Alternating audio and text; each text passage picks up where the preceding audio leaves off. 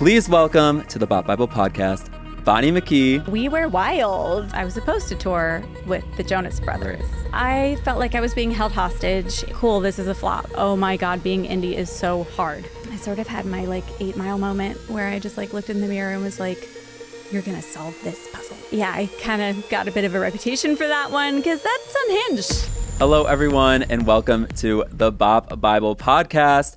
I am your host, Adam Brera, and you guys, I am so excited because today I am joined by such an incredible guest on this podcast.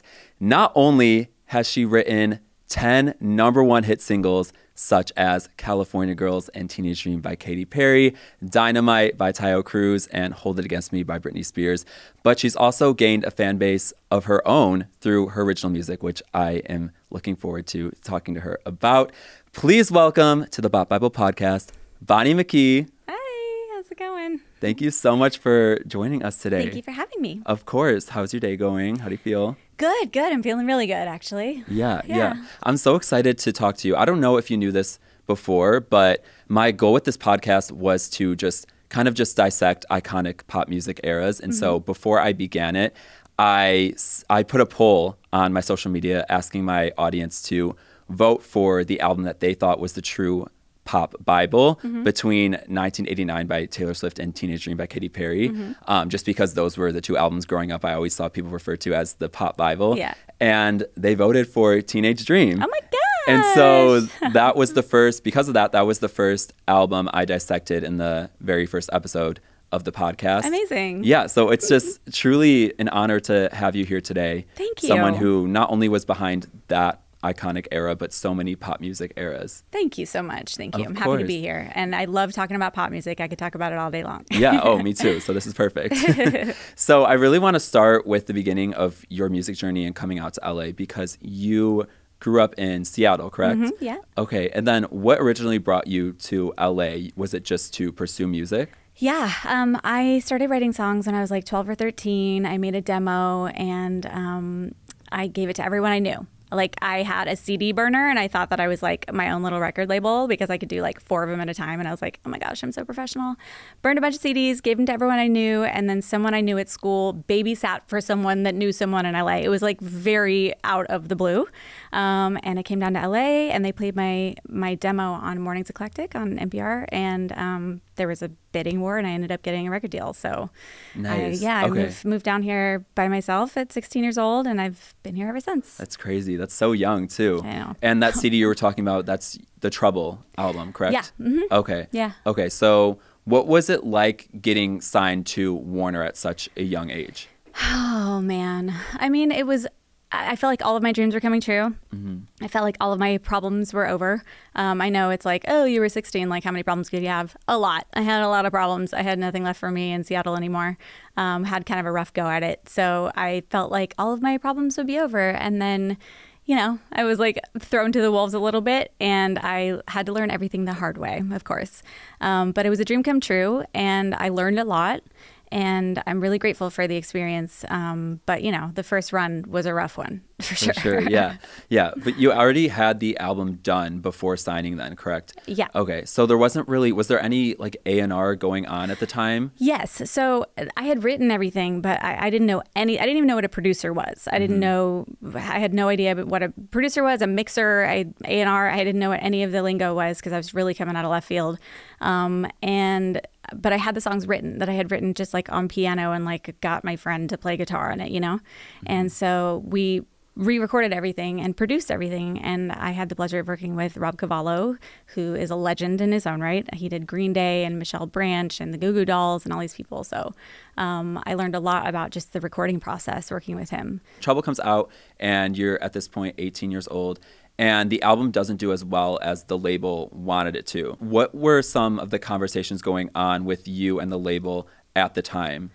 Well, it was funny because it was kind of the dawn of internet music and no one had really figured it out yet. I don't think iTunes wasn't a thing yet, but Yahoo Music was a thing and it was number one on Yahoo Music. And then the label was cool, this is a flop. And it was okay, but how do we make that into something? So it was well received, but when it didn't do as well as I thought it should on radio or whatever it was, then they sort of just abandoned ship. And then I was held hostage there for many years. Wow. How many years was it before you finally were able to leave the label? I think it was 5 or 6 years. I was Wow, there. that's a long time. Yeah. And that's a long time to just be not releasing anything as someone who just put out their first album trying to make it big in the industry. Yeah, it was tough. It was definitely tough. For sure. And then you left the label in, some might say it was like a dramatic way. I think it's a very like pop diva, pop star sort of way.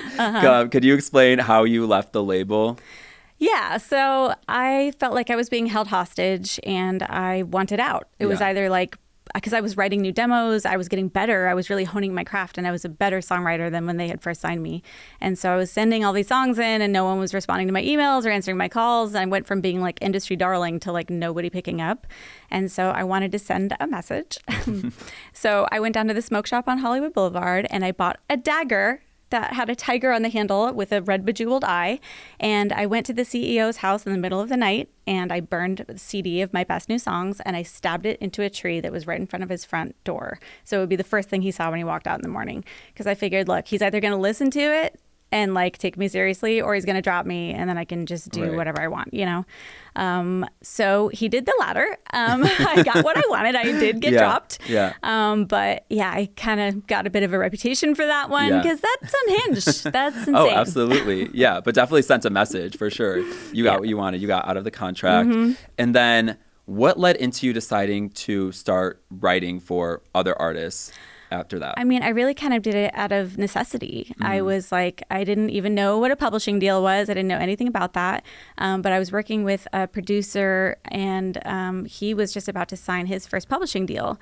And he signed and then I ended up being client number 2 there at this little boutique company that is now Pulse Recordings, which is like a proper publishing company.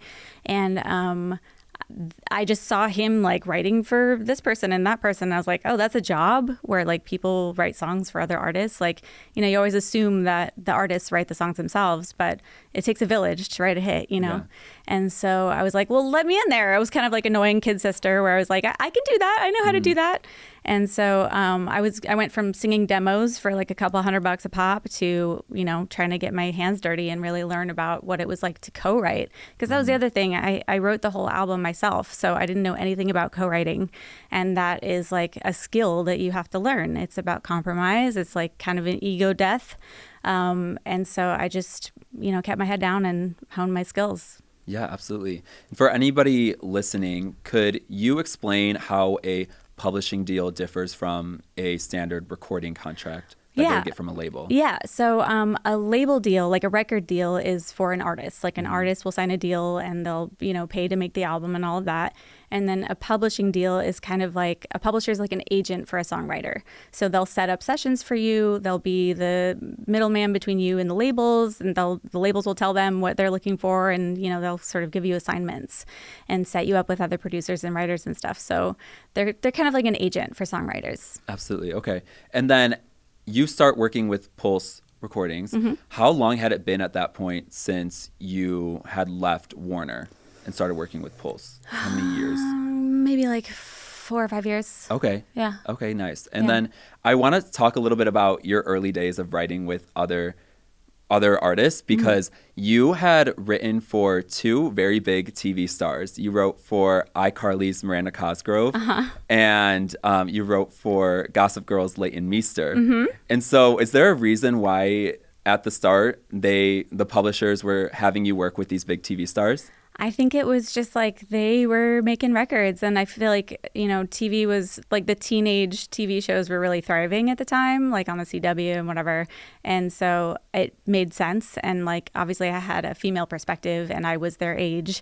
And so it made sense for me to help them tell their stories. Absolutely. Yeah. I love those songs though. And like those 2 in particular, I feel like every year Miranda and Leighton always go viral because people just like reminisce on their music careers and they're like, wow, like that was actually really iconic, and they're underrated for sure. Yeah. I mean, the music was good. It was fun. Very good pop songs. I was listening to them yesterday and I was like, wow, like these deserve to be hits for sure. Thank you. Yeah, absolutely. And so how did you end up meeting Katy after that then?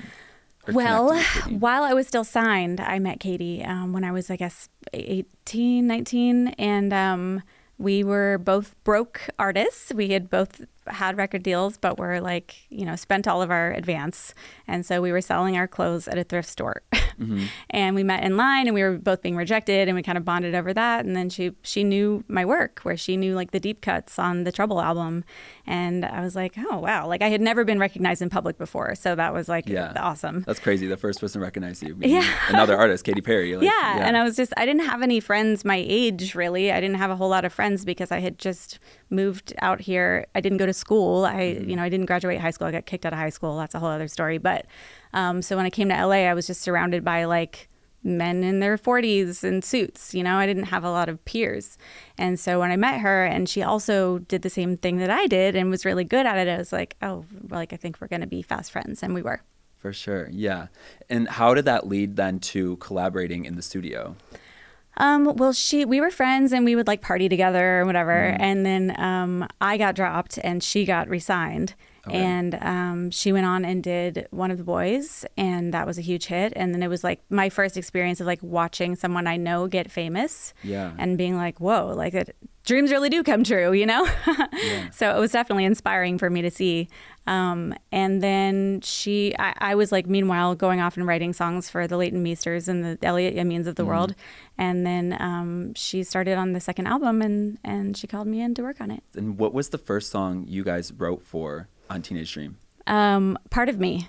Oh, wow. Okay. Yeah. That's interesting because Part of Me came out last on the album. Okay. Yeah, it was crazy. Like we wrote Part of Me and then everyone thought it was going to be the first single. Yeah. And then we kept writing and we just kept beating ourselves. We just kept getting better. Right. And so it kind of didn't even make it on the first draft of the Teenage Dream album, and it ended up on the deluxe. Yeah. One reason I love Teenage Dream was that I feel like the creative direction was so different from what other pop stars were doing at the time. Like other pop stars were having very dark eras, I felt. And so Teenage Dream comes in and it's this very like bright, candy colored world.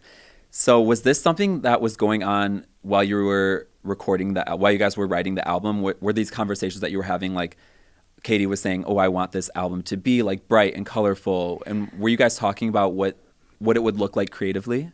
I mean, Katy always has ideas about what it's going to look like creatively. Like she is her creative director, and she naturally was always very colorful. And the lyrics are very colorful.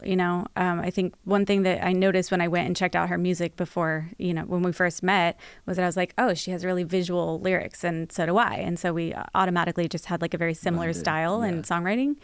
And I feel like similar to me, when she writes a song, she sees the music video as she's writing it, So I think that's always a part of the conversation, but she was always driving that. Having it in mind. Okay. So California Girls was your first #1 song as a songwriter. Such a great West Coast anthem. Thank you. Of course. So was the goal with that song to create kind of like the California version of Empire State of Mind by Jay-Z and Alicia Keys, which was just #1 before that? Yeah. And we would be out at the club dancing to that, and she was always just like, we're not in New York. Like, why are we like singing this anthem for the East Coast? Like, we need to represent the West Coast. So that's what we did. And, I was born in Northern California, and I lived in California till I was 8 or 9. And then I moved to Seattle. So my whole childhood was spent in California and watching like MTV Beach House and like, run around barefoot with a suntan. Like that was my childhood. Yeah. And so we both had this sort of California experience as children. And we had a lot to pull from. Yeah.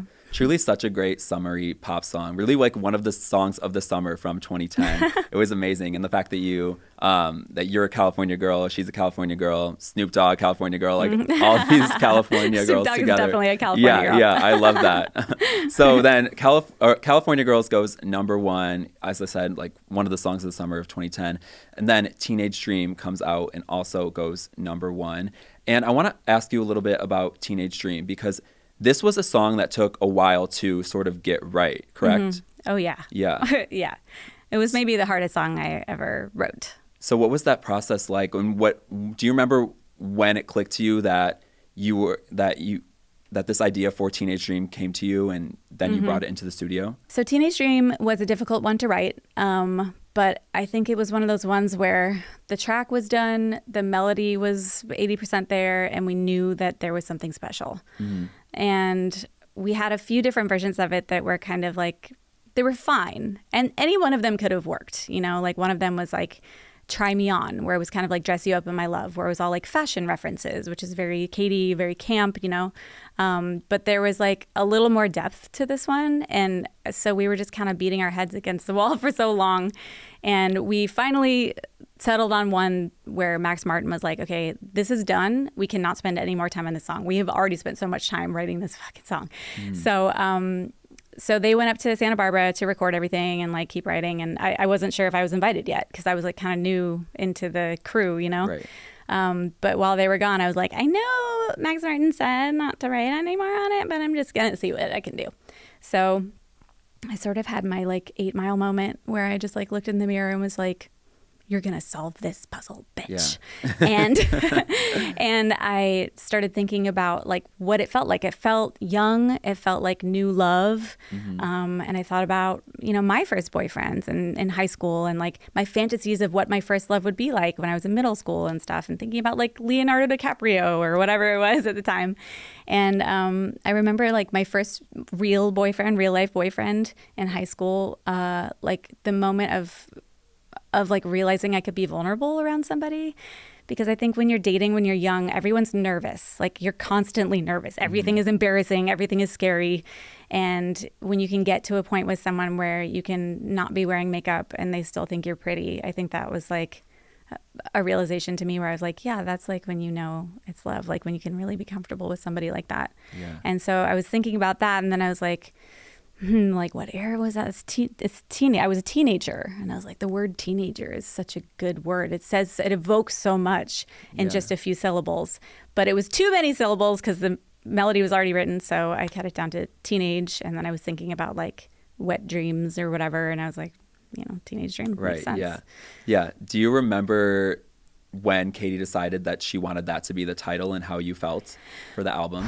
Well, for the album, I wasn't even there for that decision. I was shocked when I heard that, and I was honored, and I was just like, oh, that's amazing. I don't know. That's like, I'm really proud of that. That makes me really happy. Yeah, that's such a great accomplishment because it's truly one of the most iconic pop songs in history. Thank you. Yeah, for sure. And you mentioned how before writing Teenage Dream, you weren't quite sure if you were part of the crew yet. So after writing it, is that when you felt like, okay, I'm in this writing crew, I'm going to write more for this album? Right. Well, I had done Part of Me, and then we had been working on Teenage Dream, and that's all I had worked on so far. Okay, just those 2 songs. And so then they went off to Santa Barbara, and I was like, okay, well, I guess like, cool, I got 2 Katy Perry songs. That's awesome. Yeah. And then they invited me, and I was like, okay, I got the invite, so maybe I am a part of this crew. And I went up, and then we wrote the rest of the songs. Yeah. We wrote Last Friday Night. That was like really based in reality. Yeah. A lot of that stuff is real. Based off true story, yeah. And then California Girls was the last one we wrote, actually. Oh, really? Yeah. Okay. Okay, that's interesting. So started with Part of Me, that came out last. Finished with California Girls, that came out first. Yeah. Okay. Yeah. That's crazy. Wow. But I wanted to ask you about Last Friday Night too, because I feel like a reason the Teenage Dream era worked really well was that it resonated with so many different age demographics. And I feel like Last Friday Night is one of those songs where like, yeah, adults love partying and can listen to it while they're partying, but also kids could love it too, especially because the music video had Rebecca Black and these Glee stars. So like kids and teen audience appreciated it a lot. And so you mentioned that it was based off a true story. So was it just based off of you and Katy kind of just going out together? Yeah. I mean, like, we were wild. We were wild, and we were running Hollywood. I just went and saw Katy's show at the Forum the other night, and she was talking about those wild days back then. And all kinds of crazy things went down. Yeah. And so we were really just reminiscing. Like that one, it was a super wordy song. That's the thing about that one. Like every time it comes on the radio, I can't sing along. I can't remember the words. I'm like, how was this a hit? Like there are way too many words in the song. But writing it was fairly easy because it was just like, you know, it was very tongue in cheek. So we didn't take ourselves too seriously. And it was really fun. We were just cracking up the whole time. And some of the reject lyrics were really funny. I don't remember even off the top of my head, but I have some TikToks about that where I like go through the notebooks because I write everything in old school analog notebooks. And yeah, it kind of wrote itself. That was an easy one. Absolutely. I think the song Wide Awake was the perfect song to close out the Teenage Dream era when she had released it with the whole deluxe version. And so was Wide Awake a song that you guys wrote after Teenage Dream was already, after that whole era had already started and she had already put out, Yeah. you know, California Girls Teenage Dream? Yeah. So technically, Wide Awake was the last one that we wrote. I didn't know that Part of Me was going to be on the deluxe. I just thought we were writing like one extra song for the deluxe or something. But yeah, Wide Awake was, I'm so grateful that I got to have this very rare experience of standing next to an artist and writing with an artist, collaborating with an artist through an era of their life. Because when we wrote Teenage Dream, she was engaged, she was newly in love. It was her sophomore album, like, you know, the world was open to her, you know, and so she was literally on a pink cloud, you know, and on the cover of Teenage Dream. And then by the time this whole whirlwind had been over, which was a good year and a half, 2 years of teenage dreamland, she was in the middle of a divorce. And so when we sat down to write the song, it was really about, you know, falling from cloud nine. It's kind of the sister song to Teenage Dream. Yeah. And sort of like waking up from the teenage dream. For sure. Yeah, I love that song so much, and I love how kind of vulnerable she was in the Part of Me documentary and just like showcasing all of that. And yeah, it truly just was a great way to close out the era. And it's crazy because I feel like a lot of times when big artists release a final single off of an album, they don't chart that high, then that marks like the end of the era. Whereas Wide Awake, it was still a smash hit. Like it wasn't a number one, but I think it had still gone in the top 5. Like it was still such a big pop song that people were obsessed with. Yeah, and I feel that like that really has everything to do with Katy being vulnerable and people knowing what's really going on in her life and knowing that her lyrics really come from her experience and they're kind of like lifted straight from her diary, you know? I feel like audiences can smell a rat, you know, and they know when something is not genuine or authentic. And I think she was really tapped in to that. Absolutely. I think that's why it hit, because it came from a real place. Yeah, absolutely. You mentioned that you just went to the Lifetimes tour. What was it like hearing all these songs years later? It's wild. It's very surreal to be in an arena like that and have everybody singing these words and everyone standing around me, like having no idea that I co-wrote the songs, you know? It's really magical. It's really moving. And, you know, seeing fans like crying and freaking out, like, I mean, that's why I do what I do, you know, like I want to connect with people. I want to give people something that gives them hope, that makes them happy, that brings them joy, something that brings them catharsis. It's really about human connection to me. So seeing the fans in action is a really magical experience for me. Absolutely. Yeah. It's just, I mean, you were a huge part of that writing process and the lyrics that fans connect to. So it's just so special to hear about. And do you think that you would ever get back into the studio with Katy and collaborate with her again? Oh, I would love to. Yeah. Yeah. I mean, I'm a big fan, and I feel like she's sort of my like musical soulmate in a lot of ways. I love that. Yeah. And I'm sure the fans would love that too. So while Teenage Dream was having all this success, Dynamite by Taio Cruz comes out, and this is like mid 2010 as well. And that song starts taking off. And the difference with Taio Cruz was that in the US, he wasn't like a super well-established artist. He was bigger in the UK. And so when writing that song, Dynamite, first off, like what was the story behind it? And was the goal to break him in the US? I mean, I didn't have a goal as far as like what's happening with the artist. Like, that's not my job. But no, Max wrote the melody and it was great and the track was great and we all knew that there was something cool there. And I think originally it was supposed to go to Flo Rida, which would have been cool too. But Taio was like on the rise and he really like had some heat. He's a fantastic songwriter. He's really, really so great and really hardworking. And so I had this melody that Max had given me and I was just like phonetically trying to work out what it was going to be. And at the time I was flirting with the idea of getting sober. And so I was going through like kind of a deep sort of spiritual transition in my life. And I was like, I don't really feel like writing a party song today. But so the song, people always ask me, you know, why do you only put your hands up in the air sometimes? Like I throw my hands up in the air sometimes. I'm like, well, because it's not like literally about time. It's about like sometimes you just got to throw your hands up in the air and let go. So the song for me was about surrender. Yeah. which not a lot of people know. But yeah. And so did that whole melody of the chorus then come from you originally? No, that was Max Martin. Yeah. Got you. Okay. Then the lyrics came from you. Yes. Yeah. Yeah. I love that. And so, so Teenage Dream and then Dynamite. And then you're also working on Femme Fatale by Britney Spears. Yeah. Britney is obviously a pop icon and a pop genius. Did you get to be in the studio with her for these sessions? I did not. No. Okay. I have some friends that have worked closely with her. Nicole Morier, who's amazing. She wrote a bunch of the Britney stuff, and she got to write with Britney. And she was like, she's a great writer, and she's so fun to work with. One of the songs you wrote for Britney was Hold It Against Me, which went #1. And so this song and all the songs you wrote for Britney, did you have them in mind of going to Britney beforehand? Was it like sort of like a camp for her, or was it kind of like you pitching it to multiple artists? No, it was like a very focused camp. Okay. So there was like several months of like different teams of people all working together, and it was really, really fun because Britney is always ahead of the curve. So we were really encouraged to get weird and to think outside the box, and there was really nothing traditional about it.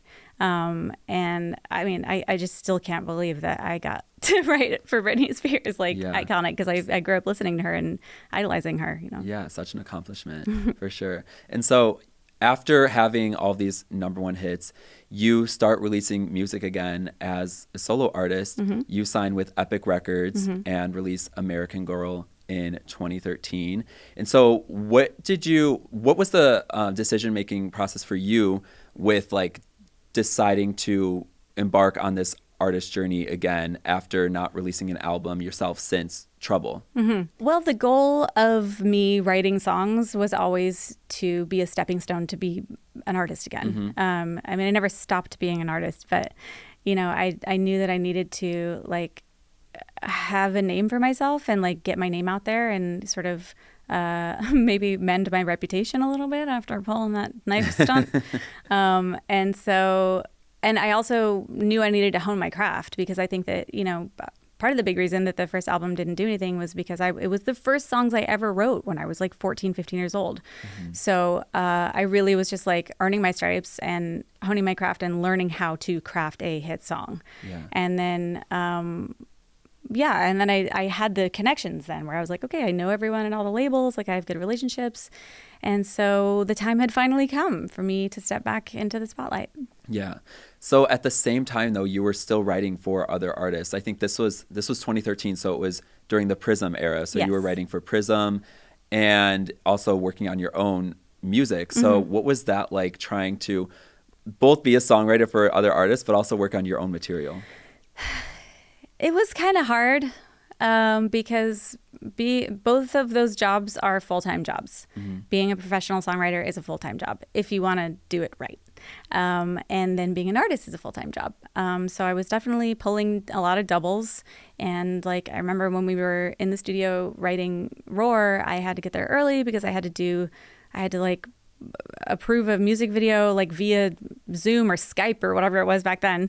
And I was just like, every hour of my day was taken up because I was doing double duty, So it was hard, but it was fun though to still have that momentum from, writing with the biggest people in the world. But it was ironic because when American Girl came out, I was competing with myself on the radio. I was competing with Roar, which is like, that's crazy. There's no competing with Roar, you know what I mean? Absolutely, yeah. So American Girl comes out. It does pretty well. It enters the Hot 100. And so after this, was there just a lot of pressure from the label to just follow it up with another song? Because you were at that point trying to release your other song, Slay. Yes. Yeah. So L.A. Reid was like, we need another hit. Like, this one's done. And I was like, is it done though? Because it was climbing the charts. I think we got to number 22 on the Billboard Hot 100. And I was like, this seems like it's working, and if we keep just pushing a little bit more, I think we could go all the way with it. Yeah. But they were like, yeah, on to the next one. And I was like devastated. I was so devastated when they like stopped putting money behind American Girl. But I was like, okay, back to the drawing board. Let's go. I'm a professional, so now I'm able to write under the gun. But it was really scary because it was like, okay, this is like my second chance in the industry, so I better get it right. And I called so many friends because I was stuck. I was just like under so much pressure, and I was like, this has got to be amazing. This has got to be better than American Girl. And I came up with Slay. And it's funny because like Slay has now become just like an everyday word in everyone's language. And at the time it was more of like an, underground sort of queer word that people use, but it wasn't used in like regular language. And I was like, is anyone even going to get this? Like, I don't know.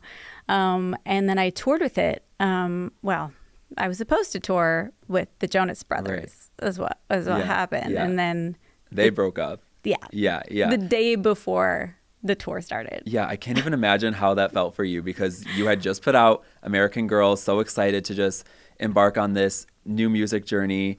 And then you're supposed to tour with one of the biggest boy bands who breaks up the day before. Yeah. That's insane. Yeah. All of our gear was already shipped out to Phoenix where the tour was starting. We were all celebrating, like had my farewell party, whatever.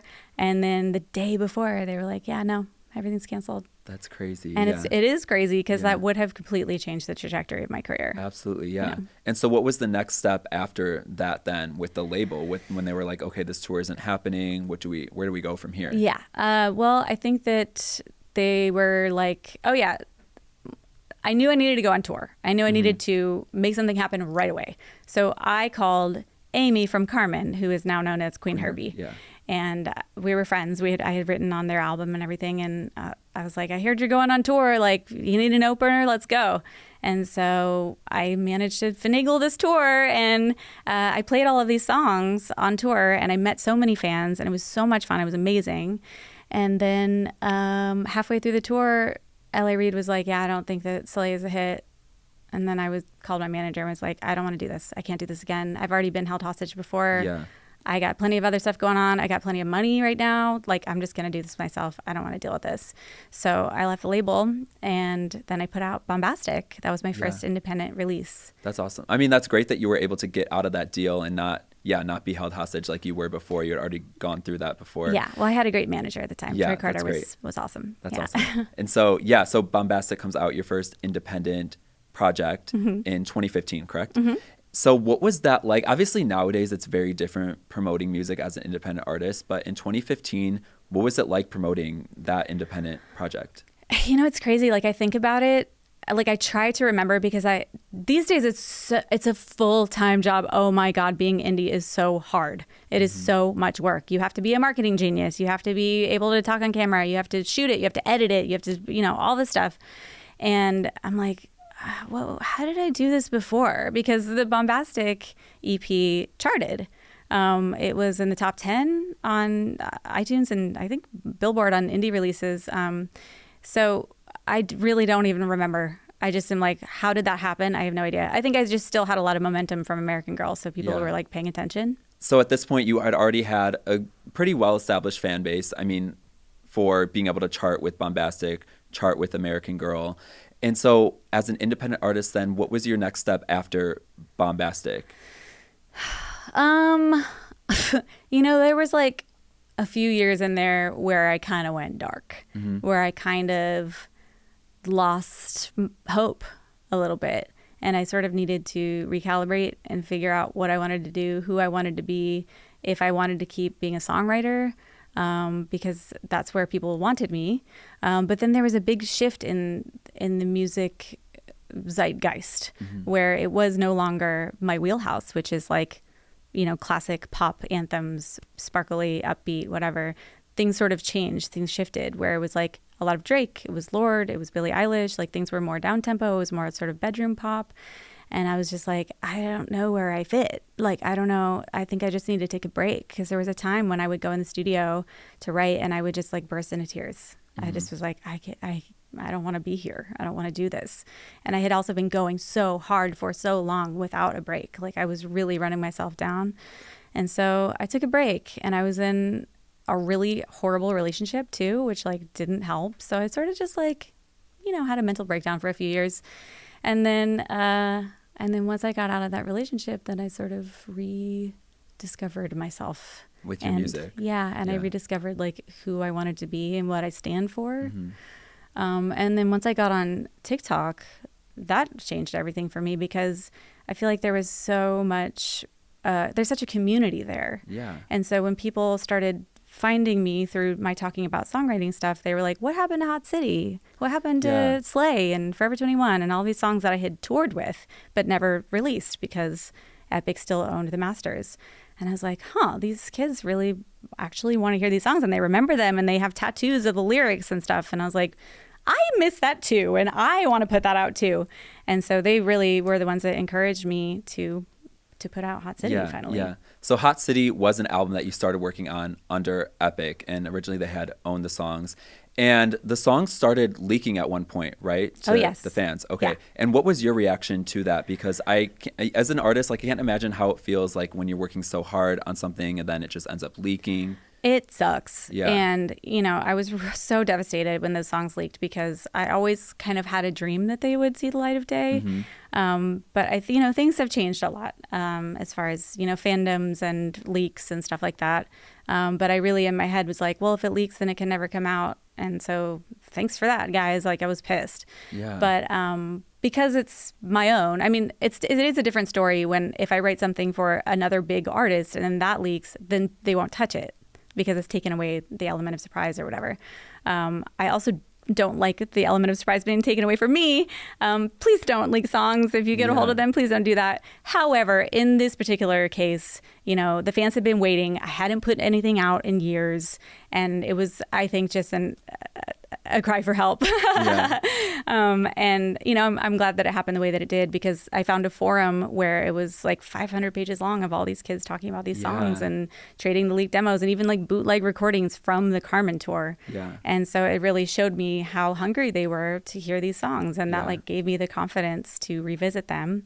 And so I ended up re-recording them, pulling a Taylor Swift and releasing them myself. I love that. Hot City, for sure. And yeah, I feel like as much as leaked songs suck and I just cannot imagine how devastating it is, in some cases it does help build your community. And that's clearly what it did for you. These fans heard these songs. They were like, oh my gosh, these are so good. And I really want her to release them. Yeah. So fans would come up to you and stuff like that, be like, where are these songs? Yeah. And it's just, I think the thing about it is that it's kind of creepy, because it's how did you get this? Mm-hmm. Are you up in my Dropbox? What, how did you get this? Because we hear about leaks all the time on the internet, but how do leaks actually happen?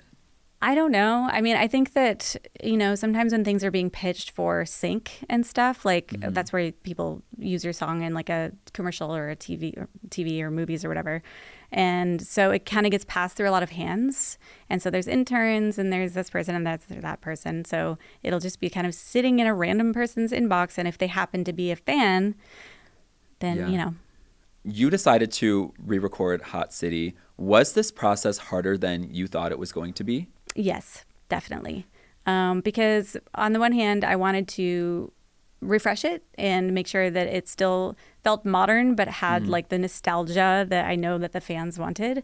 But I couldn't change them that much because the fans had demo-itis, and I wanted to make sure I didn't disappoint them and change it too much. But in all honesty, the album was not finished. When I toured those songs, I was in the middle of making the album still. I changed lyrics halfway through that tour. And the fans know that, where there's different lyrics in Slay and the chorus and stuff. Yeah. But I wasn't finished with it yet, so I finally got the chance to finish them. But it is hard to go back and fix old songs because you get demo-itis, but also it's kind of a lonely experience because the songs for the most part are already written and I'm used to collaborating. I love to collaborate. I love having someone to sort of ping pong with and share the creative experience with. So having to fix everything on my own got a little bit lonely. Yeah, absolutely, for sure. And since the label had owned that song, that whole album before then, or at least the demos that you were recording, what was the process of being able to legally do that again? Was there conversations that you had to have with Sony and doing that? Yeah, it was a long process and it was really painstaking. However, Sony came around and they did me a solid and they've been really cool about it. And, that we've gotten some, new syncs on American Girl even because they still own that one because, they actually put it out and everything. And it's actually been pretty great. They've been supportive and I can't complain, but it was, I didn't have a lawyer helping me. So I was doing all this research online of what the laws are about masters and the, how many years it has to be and all that. So there was like a solid, like almost year of me just like, just grinding, trying to figure that out. Trying to be able to re-record it. Yeah. And then once you were able to figure that out, how long did it take to re-record it in the studio? Probably like a year, wow. because I was also simultaneously shooting music videos, editing music videos, writing for other artists. I wear so many hats. And so, a lot of the fans, I think, complain about like how long it takes for me to put stuff out. And I'm like, it's literally me, guys. Like, I'm doing everything. And so I'm not taking my time for fun. I really just like, this is how long it takes to create something. And I am also a perfectionist, and I want it to be at the standard that you all expect my work to be. So sorry. Great art takes time, but something I love about your TikTok is that you always share your demos of like old songs and just like stories behind songs that people might not know that you're behind. And one of those songs is Christina Aguilera's cult classic, Let There Be Love. And you wrote on your TikTok caption that Christina was someone that you looked up to growing up, and you never got to meet her while writing the song. So was this another song that you wrote with the intention of it going to her? It was originally written, I think, with Miley Cyrus in mind. Oh, okay, wow. And Miley actually came in, and I think she sang a version of it. I do not have that version. Don't even try to look for it. I haven't heard it.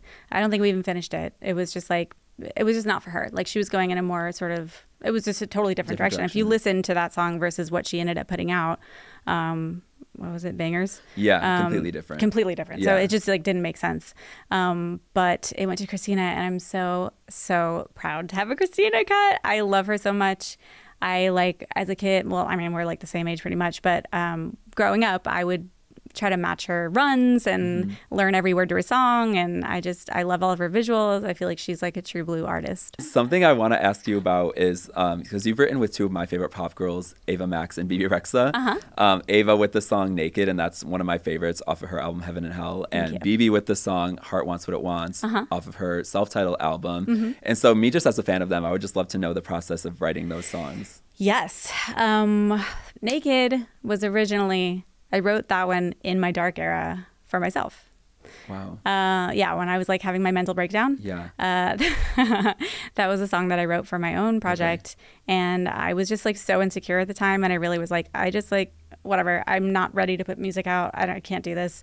And it sort of just was collecting dust on a hard drive somewhere. And then luckily, my producers had the great idea of playing it for Mike Caren, who was A&Ring the Ava Max album. And so like several years later, I get a call from Mike Caren, and he's like, we want to have this be a single for Ava Max. And I was like, what? Like, how did you even get that? It was one of those things where I was like, who gave this to you? Like, what?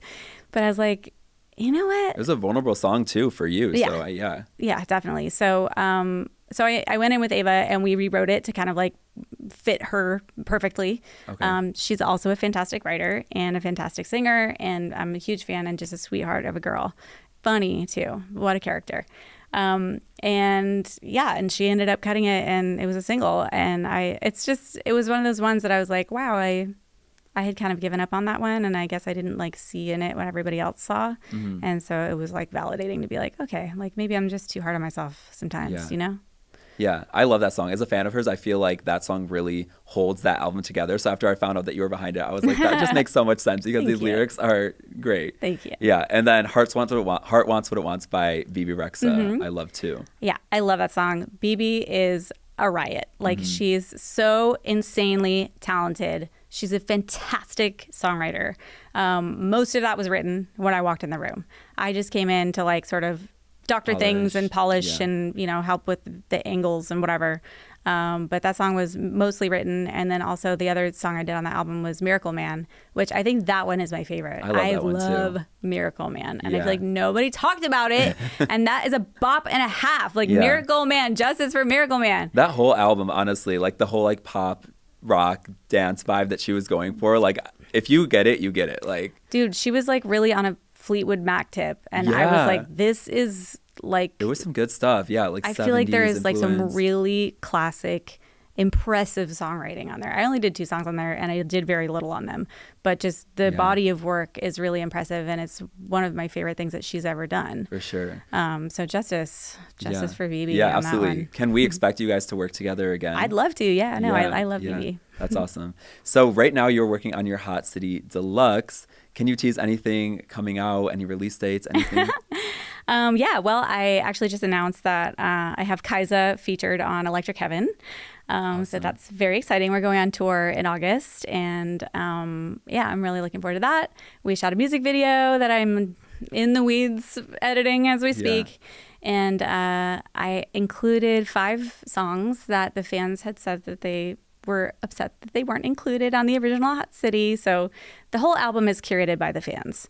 And so I listened, so I had to give the fans what they wanted. I love that, though. I mean, you clearly care a lot about your fans. I do. Even just the Hot City project in general, that being curated by the fans and you're releasing it, it's so special and it makes your community stronger. Absolutely. Thank you. Yeah. I mean, I do it for them, honestly. When I feel like giving up, I think about those fans, and I think about I don't know, I feel like I somehow have become the poster child for perseverance, whether I like it or not. For sure. And I'm just if I give up. Yeah, and those are the fans that will stick with you, no matter what, mm-hmm. and no matter how many years it's been, for sure. Yeah.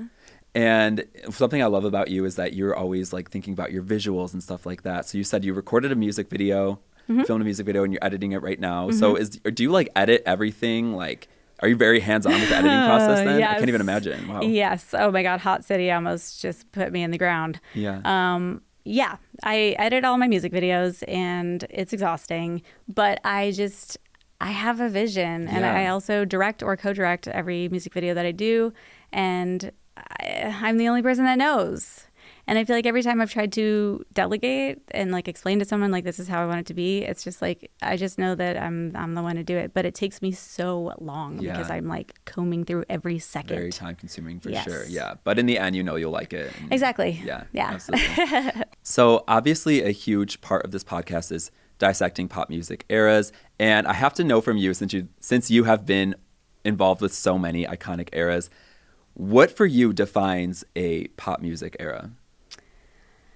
I don't know. I mean, I think there's usually 3 top artists that you're oh yeah, that era. Mm-hmm. Where it's when you think of the 80s, it's Madonna, Michael Jackson, Prince. Mm-hmm. That's what I think of.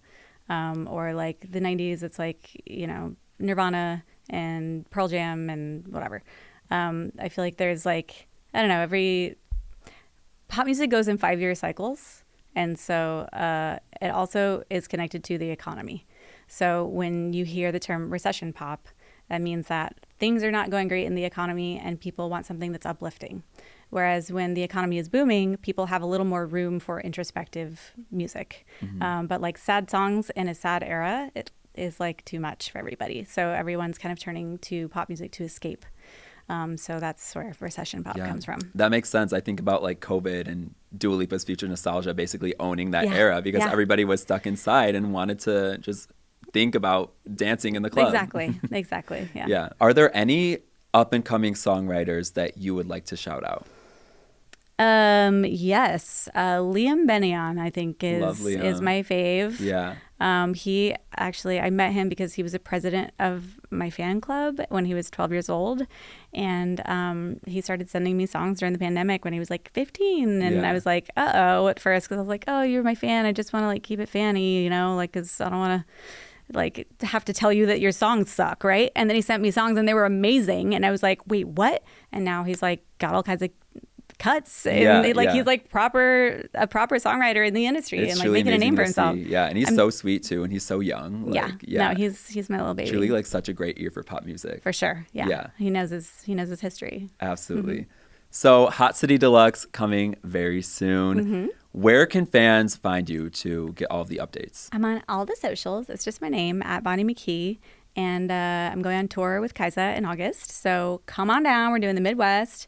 And and I got a lot more stuff coming out this year. So great. Well, we're looking check it out. Yeah, I can't wait. Bonnie McKee, thank you so much for coming to the podcast today. Thanks for having me. Of course, it means so much to me to be able to sit with such a pop legend. Thank you. So thank you. Thanks.